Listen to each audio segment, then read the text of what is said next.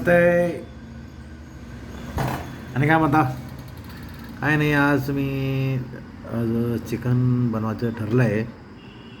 आता आणलो आहे आम्ही अर्धा किलो आणि कोथिंबरी मिसतो आहे आणि 2 कांदे काढले, लसूण काढले.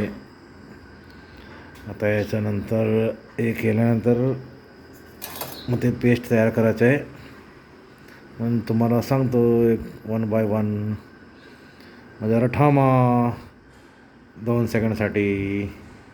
हे बघा, हे चिकन आणले, याला धुवून घ्यायचं चांगलं मस्तपैकी.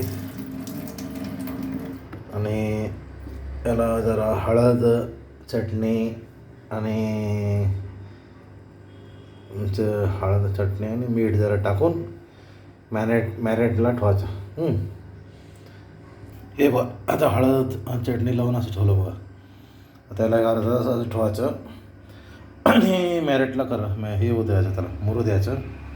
तोपर्यंत आम्ही पेस्ट तयार करू. ओके.